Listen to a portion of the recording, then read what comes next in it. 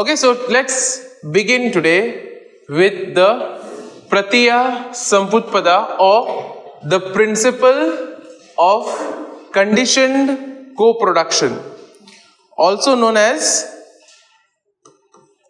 the principles of dependent origination. Now we have a total of 12 elements which are interconnected and interdependent on each other.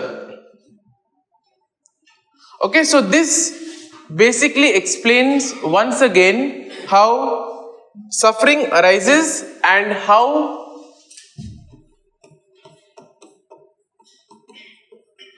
it can be ended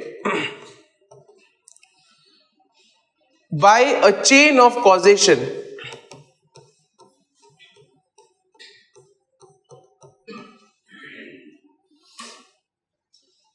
And this is a 12 link chain. Okay, so there are 12 elements, all of them combined with each other, which form a kind of a chain. Okay, so let us move to the first one, ignorance. Okay, which is also called as Avidyā.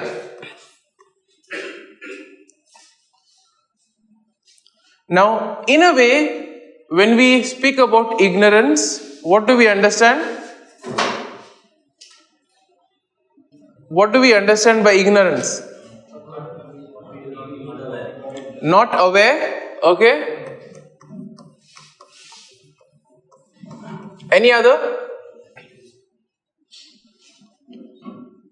Or not knowing, right? I did not know this, I did not know that. Okay, so not awareness or lack of knowledge, or it can also be a kind of a misunderstanding.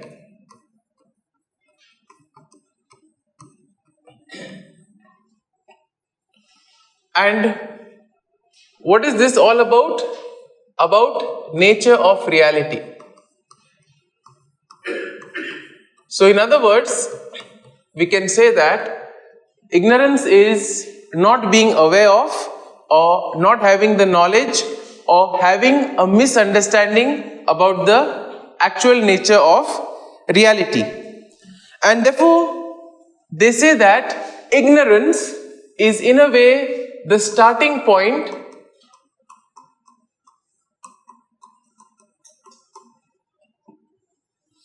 of the cycle that leads to suffering and rebirth.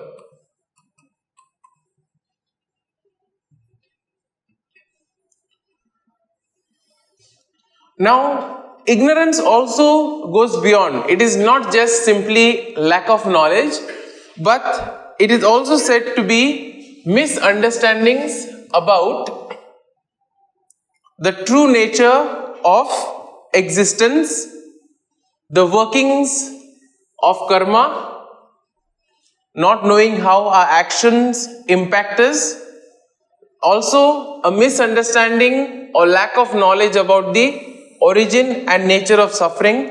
We have dealt a lot with this, and also the distinctions between virtuous and non-virtuous actions. Okay, so these are the four main concepts. So now we can also say that not knowing the limits of future,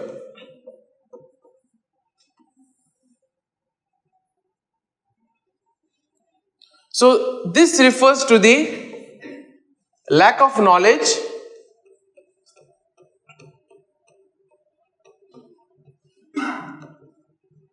of the impermanence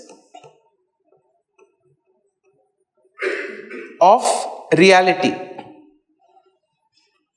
So that means sometimes we see people live as if their current state will last forever. Okay, not realizing that things changes. So can anyone give an example of this? Not knowing the limits of future or lack of knowledge of impermanence. We have done this.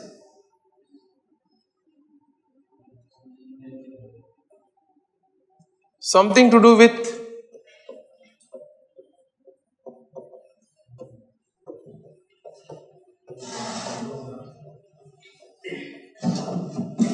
does this relate something? Beauty, appearance?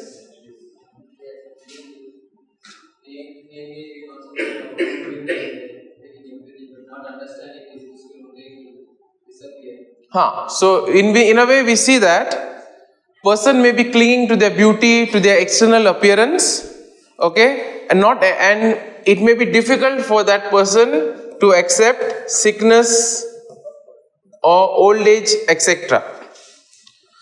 So another kind of misunderstanding or ignorance is not knowing the actions and their consequences. So this is about not knowing how actions can lead to consequences. That is, good actions lead to good consequences and bad actions lead to bad consequences.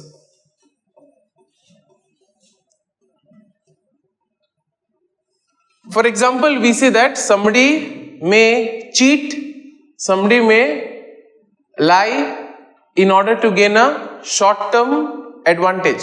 For example, we see that exam is there, you may cheat, you may copy just in order to get some more marks. Again, that is in a way a very short-term gain. Okay, and here we see that in the long run, what will be the consequence? Okay, supposing an exam is there and you know that, okay, for this exam we can bindas copy. What will be the consequence as a result of it? So, first and foremost will be, you have copied, so obviously in your conscience, you will have something that whatever you have got is not your own. Okay, it is, so that will be there. Secondly, your friends may have seen, or even if your friends have not seen, that constant doubt will be there. Did my friend see, or did the supervisor see? What is the long-term effect? When it comes for the comprehensive exam, you don't know. Why? Because you have not actually studied it. So in this way we see a short-term goal or short-term gain can lead to a long-term disaster. Next we can say is not knowing misery and its origin. Okay, once again we see that a person may indulge in excessive eating, drinking, thinking that temporarily it gives him satisfaction or pleasure, but it can also have long-term effects with regards to sickness and other ailments. Sometimes we see that not knowing the cause.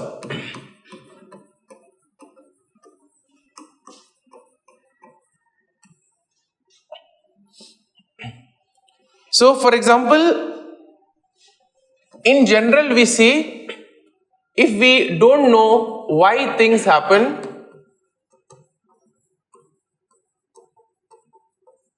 we may simply speculate, we may simply blame others, which can also lead to problems. Or in this context, we see that not knowing the root cause of suffering, that is attachment or craving, can also lead to further suffering. Okay, so then we also have not knowing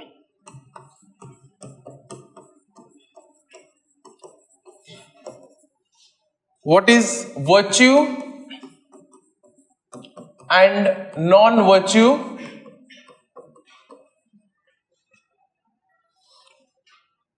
transgression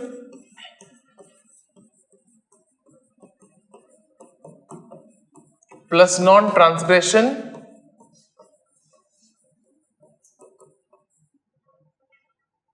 okay, all this can also lead to suffering. So first and foremost, we see that if a person doesn't know what values are important, okay, or what values lead to positive or negative outcomes,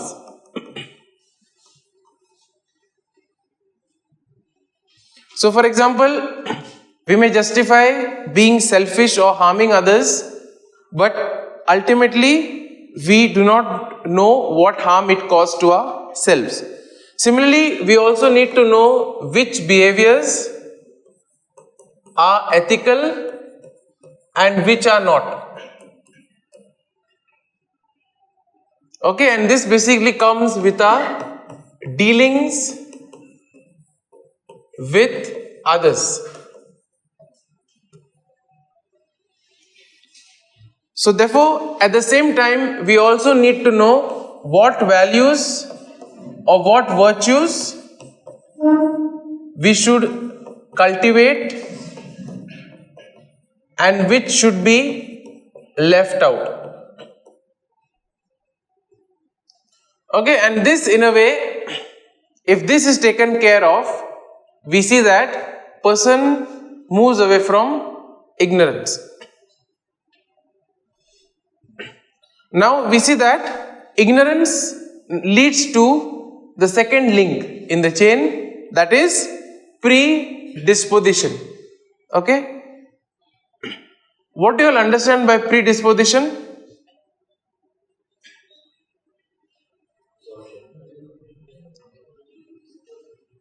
Okay? What is predisposition? It is some kind of image or some kind of a belief that you have about something.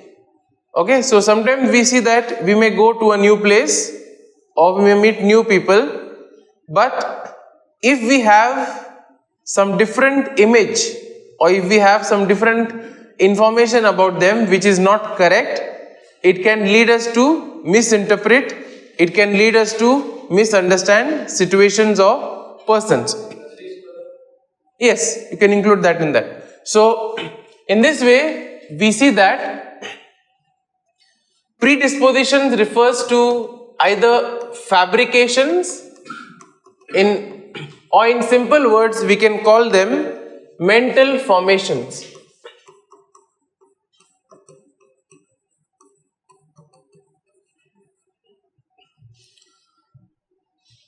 Or these are the ones that arise from ignorance.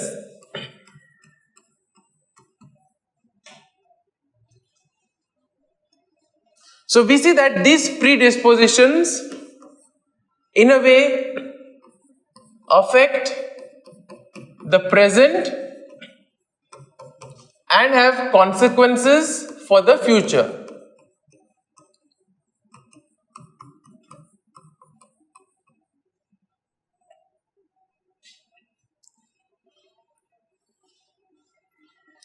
So how does ignorance affect this? So for example, when you are misinformed, you have that same image in your mind, that image, or as rightly you all have said, prejudice, that prejudice affects your actions and then your actions lead to other consequences in the future. So when we look at bodily fabrications, these refer to the actions or the physical actions which are performed by the body rooted in ignorance. So for example here, accumulation of wealth,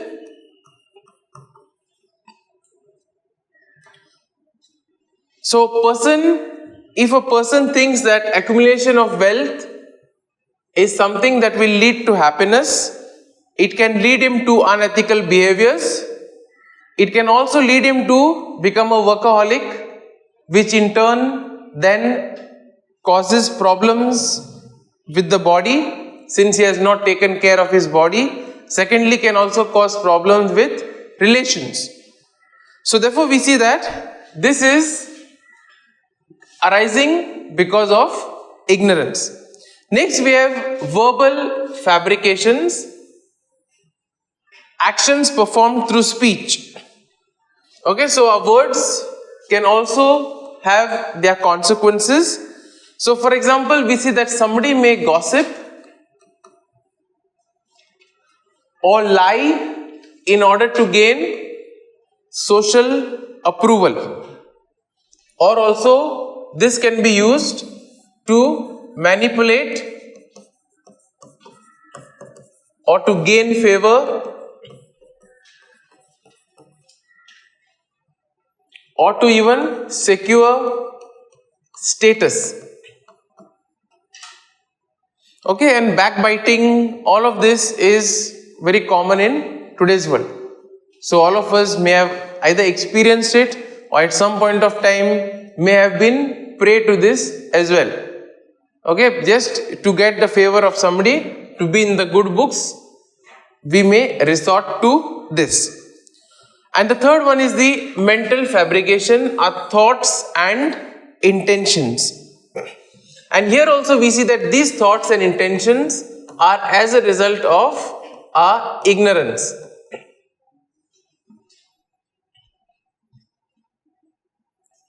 So we see that a person may have ill will or in a way may be filled with revenge,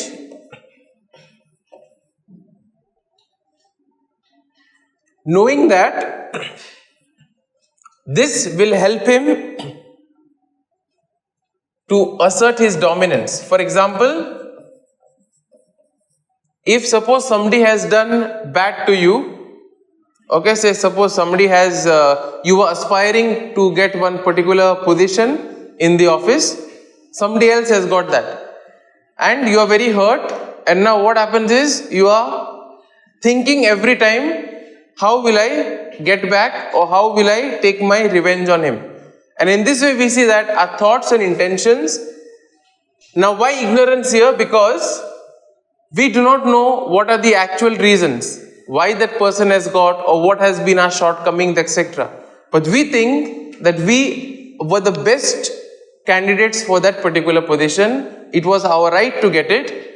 And because of that we see this ignorance can lead us to harbor thoughts and intentions which affect our peace of mind. And therefore the simple analogy which Buddha gives for this is like planting seeds. Okay, so good quality seeds will give you a good quality crop, whereas a not so good quality will not give you that much proper yield. So it depends on what you cultivate, which thoughts you feed. Or another analogy is, which wolf are you feeding? So I think this is something which is common or known to everybody, right? So now this is the second link. We move towards consciousness. So now we see that each of these is an effect of the previous one.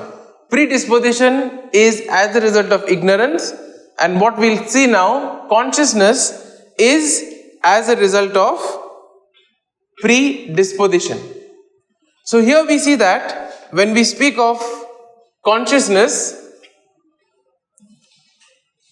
this arises from our sensory and mental experiences.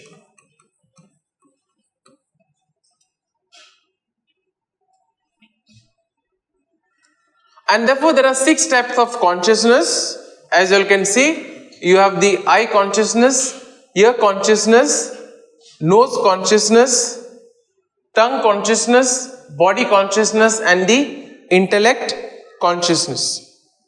So let's take a look at the first one, eye consciousness. So this refers to awareness of visual objects.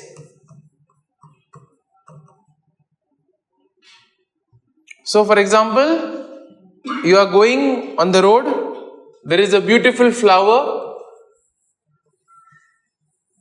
on the side, and you become aware of its color, of its shape, of its beauty. In other words, we see that your eye becomes aware, or through your eye you become aware of this flower which is there. Next is ear consciousness. Now what does this refer to? Awareness of sound.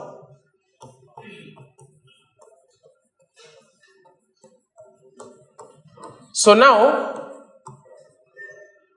what sounds are visible? Apart from me, what else can you hear? Okay, you have the air conditioning, then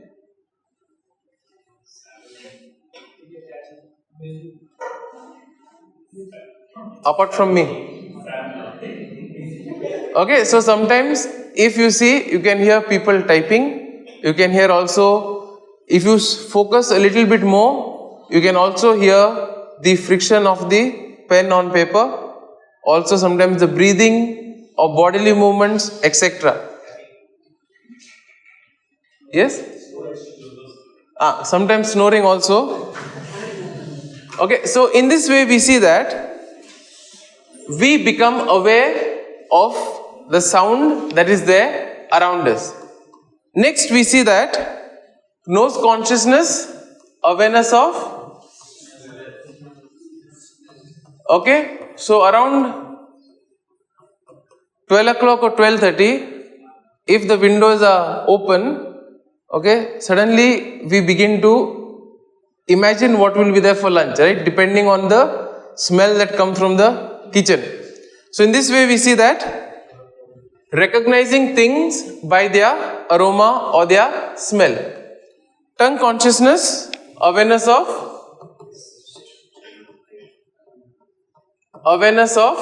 taste. Okay, so when you taste chocolate or ice cream, becoming aware of its sweetness, etc. Body consciousness. So here this would be awareness of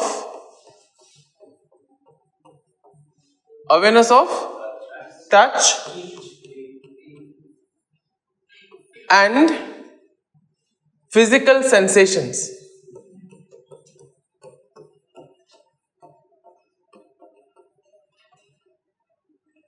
And finally you have, so you would like awareness of warmth on your skin, or suppose somebody touches you, becoming aware of that sensation. And finally intellect, awareness of thoughts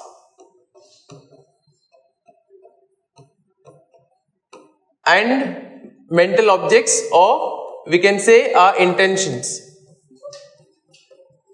So, means basically it is our intentions, or what is the thinking process that is going on within it.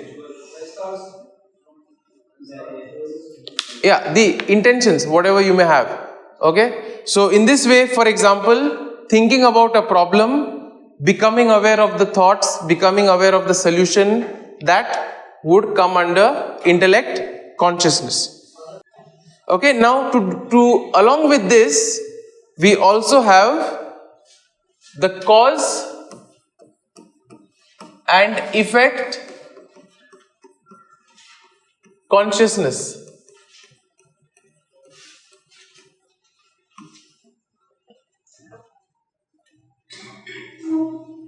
So when we speak about the causal consciousness,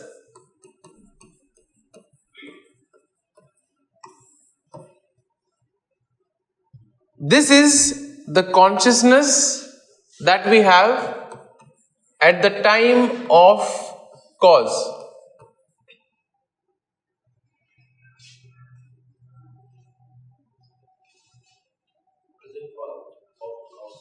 Causal consciousness. So basically the consciousness that we have, or a mental state at the time of the cause. For example, when you perform an action with a very strong emotion, okay, such as a kind deed, so we see that leaves an imprint on the consciousness. Example, you are going along the road, you see somebody who is there fallen down, who has met with an accident, you go and you help that person. We see that there is something that you must have done in that moment, but it remains with you for some time, that feeling of good, that you have done something good. Similarly, if there was an instance where you could help someone but you have not helped, that guilty feeling would remain with you throughout. So this basically refers to the causal consciousness. Now there is also the effect.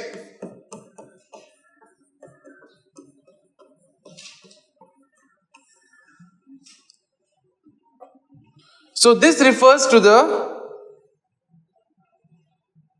in a way, the first moment of consciousness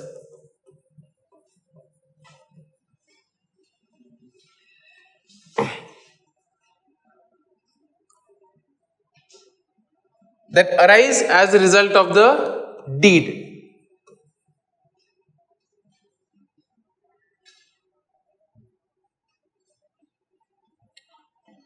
So here we see that certain things that we experience in life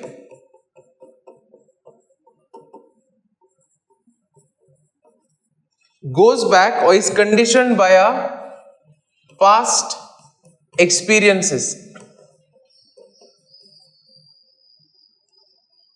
So the phobias that we have, okay, for example, a fear of water will have a kind of a past experience of a drowning or possible like that. Or for example, fear of some animals, for example, fear of dogs, because once upon a time either you may have been attacked or you may have been bitten by a dog. So in this way we see that these cause and effect consciousness does play an important role in our life, especially when it comes to our consciousness. Now this we see that will again lead to name and form, okay, which again we see that is important in this whole cycle of birth and rebirth. So nature and form, so this refers to the stages of development of being. This in a way is influenced by our consciousness. Now the best way to explain this is by taking a look at a human life. So when we look at the human life, starting from the moment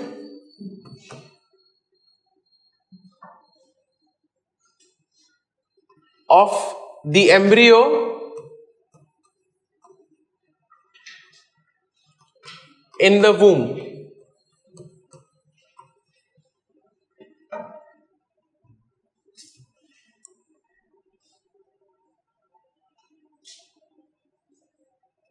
so at this stage we see that the developing being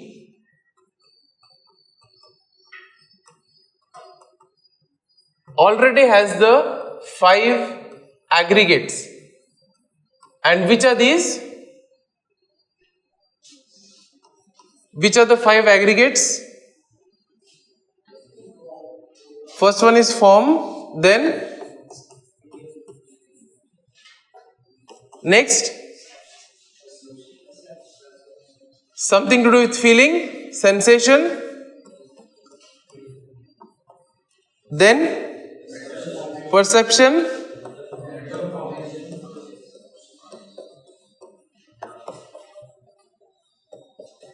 mental formation, and consciousness.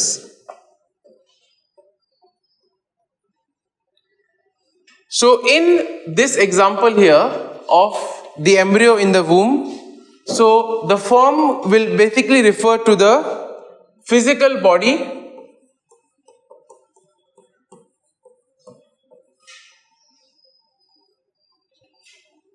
so in this case, that is the mixture of parental blood and the semen, and this is the physical aspect of the person who is there.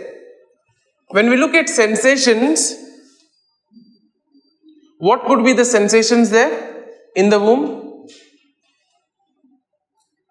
Yeah, so this example we have taken of a developing being in the womb. What could be the sensations? Feeling of warmth or cold. Then when we look at perceptions, it would refer to the labeling of experiences.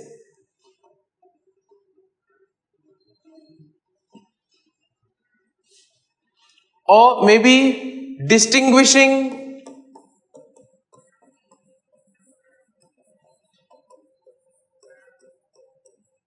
sounds. Okay, we can apply it to our also life. When we look at different things, we label things, put them in different categories, and in this way have a kind of a perception or something that helps us to distinguish. Then you have the mental formation. So it is said that even before birth, the developing mind is able to form or able to have some basic intentions and responses.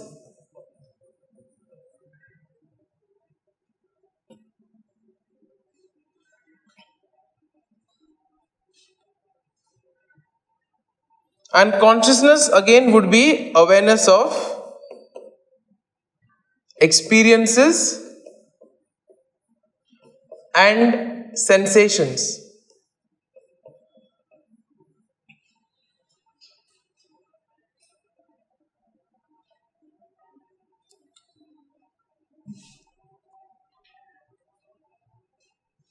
So this, we see that these 5 aggregates or the whole nature and form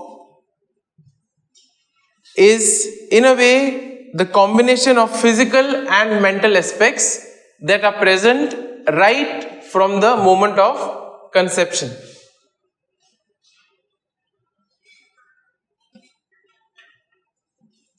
And as you know, this also is affected from the previous chain.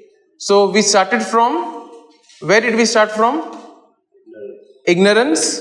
Ignorance then leads to predisposition. Predisposition leads to consciousness. Now consciousness leads to nature and form. And then finally we have the 5th link, that is the sense organs. Now, what could be the 6 sense organs that we have?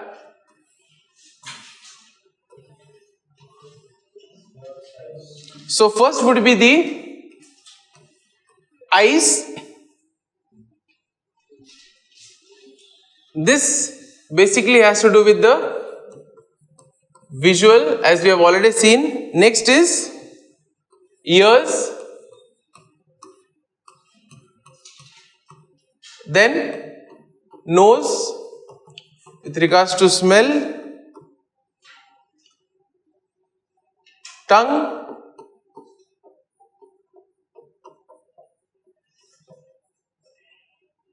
skin for tactile sensations or touch,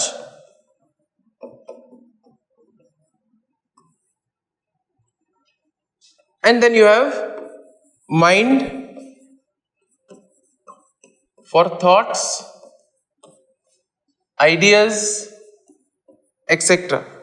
So the mental sense.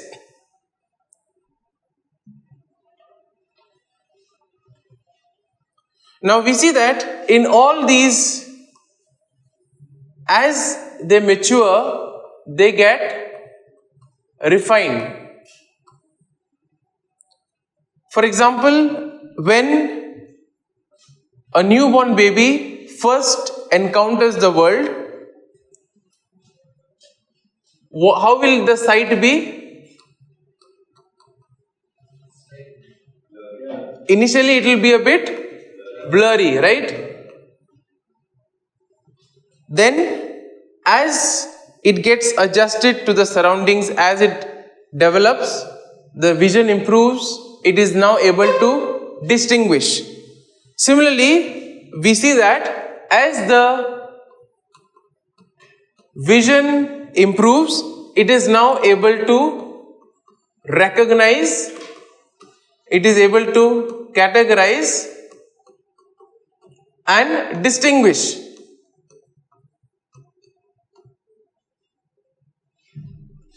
And based on this, the newborn either finds things attractive,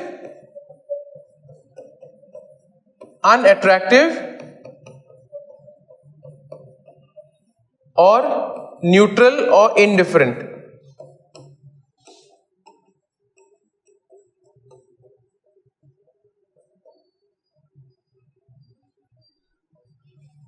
And here it is said that how we can see how already right from the beginning, when we recognize, categorize and distinguish, we are always already labeling things, putting things into category. For example, a child may find a particular toy attractive, it may find another thing unattractive or indifferent.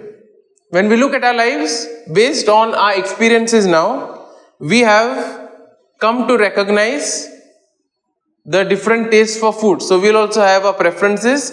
Some things will be our favorite, some things we will want to avoid. Okay, and that also sometimes will depend on our tastes and preferences. So in this way, this example is only with regards to the eyes. For example, for ears, nose, tongue, skin, mind, we can always form other examples. So now, the sense organs enable us to sense. Now, from this arises the next, that is the contact. So as of now, what we have seen is ignorance, then predisposition, then you have consciousness,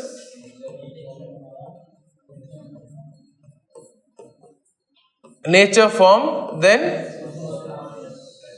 sense organs, and now we will take a look at contact.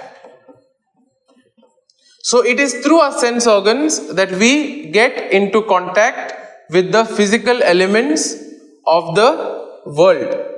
So in this way, our senses come in touch with the outer objects. So you have the outer object of cognition, you have the inner sense organ,